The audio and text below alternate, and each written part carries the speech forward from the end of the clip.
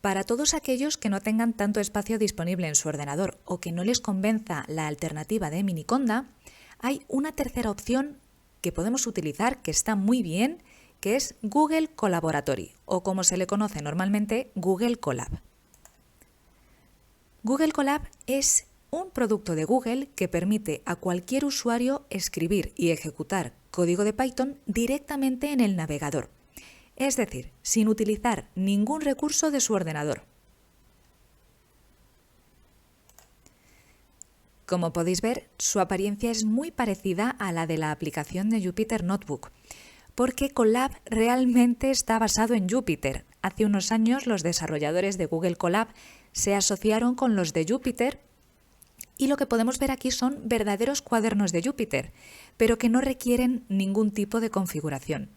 Además, son totalmente gratuitos, ya que utilizan los recursos informáticos que Google pone a nuestra disposición desde su propia nube.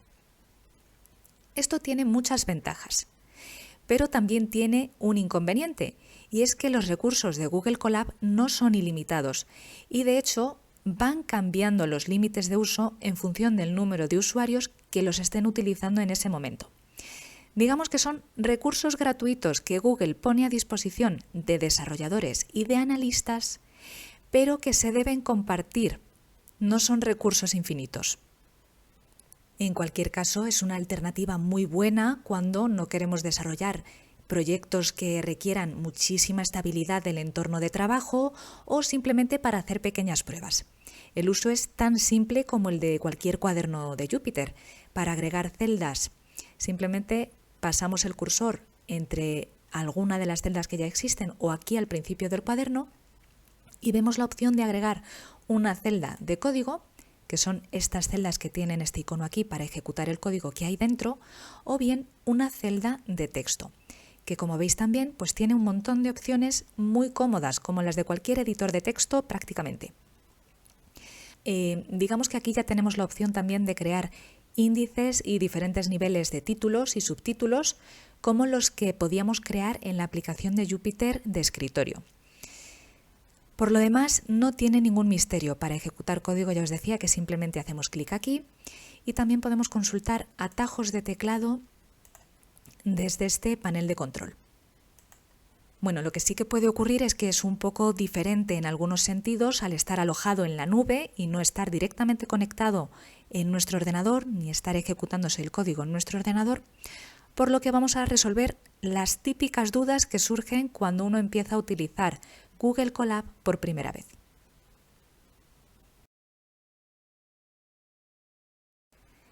En primer lugar, ¿dónde están alojados los cuadernos de Google Colab? ¿Dónde se están ejecutando? ¿Dónde se guardan? Bueno, pues estos cuadernos están alojados en una máquina virtual de la nube de Google, totalmente independiente y ajena de nuestro ordenador. Y a esa máquina virtual podemos subir cuadernos desde nuestro ordenador, podemos abrir cuadernos existentes o podemos crear nuevos cuadernos.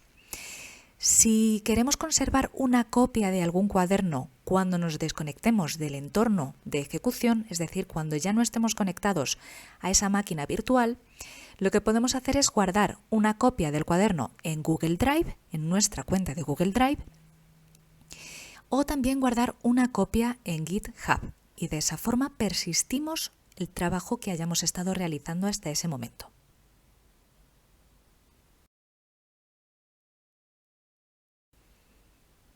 ¿Pero que se puede perder el trabajo que haya hecho?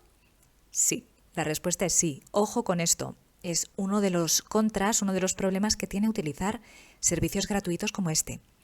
Y es que estamos conectados a un entorno de ejecución, pero puede ocurrir que ese entorno se desconecte automáticamente porque en ese momento hay muchos usuarios utilizando Google Colab y se sobrepasan los límites de uso. En ese momento pues, puede ocurrir que se haga un reset automático y que se restaure, se reinicie todo el cuaderno en el que estábamos trabajando. Es decir, que tengamos que volver a ejecutar todas las celdas del cuaderno desde cero. Incluso también nosotros podemos decidir en algún momento reiniciar el entorno y volver a conectarnos para hacer una especie de reset manual. De la misma forma, podemos cambiar el tipo de entorno de ejecución Y esto es buenísimo porque Google nos da la opción de conectarnos a entornos con GPU y TPU, que son aceleradores, que son muy potentes, que de otra forma en nuestro ordenador es probable que no tuviésemos acceso a este tipo de recursos porque suelen ser bastante caros. Esto se puede controlar siempre desde aquí. Aquí es donde podemos ver en qué momento estamos conectados a un entorno de ejecución. Si os fijáis, ahora a mí me están asignando algún recurso. Se está conectando al backend de Google Compute Engine que utiliza Python 3. Ojo también que ya no dan soporte a Python 2. Tarda un poco. Y cuando me asignen mi recurso, es decir, cuando me conecten a una máquina de su nube, yo lo voy a poder ver aquí. Voy a poder ver qué estoy utilizando.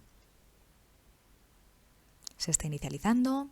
Esto puede tardar también más o menos en función de los límites de uso que se estén alcanzando en ese momento.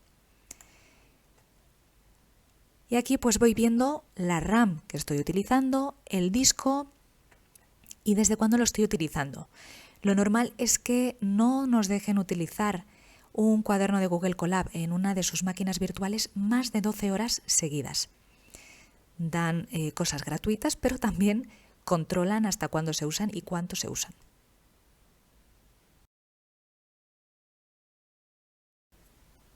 Hasta aquí todo bien. Pero ¿cómo leemos datos? ¿Cómo leemos conjuntos de datos si no estamos conectados con nuestro ordenador? Bueno, pues Google Colab nos da diferentes opciones. En primer lugar, ya trae incorporados unos conjuntos de datos de ejemplo, por si queremos hacer pruebas, nada más empezar a utilizar Colab. Y por otro lado, también tenemos la opción de subir conjuntos de datos, archivos, desde nuestro ordenador. Estos conjuntos de datos se van a quedar almacenados temporalmente en la sesión que tengamos activa, pero cuando nos desconectemos de este entorno virtual, cuando se acabe la sesión, se van a perder. Por tanto, también nos da otra opción que consiste en montar Google Drive. Montar Google Drive no es más que conectar nuestra cuenta de Google Drive a esta sesión de trabajo, a este entorno. De esa forma, cualquier archivo que subamos a Google Drive lo vamos a poder leer desde aquí. Vamos a tener una cosa conectada con la otra.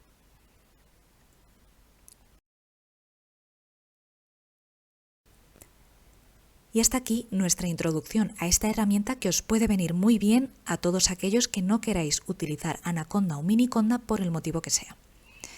También os recomiendo que le echéis un vistazo a este cuaderno que viene aquí cuando empecéis a utilizar Google Colab, que es el cuaderno de inicio, que además tiene incorporados links a algunos tutoriales y ejemplos que os pueden parecer interesantes.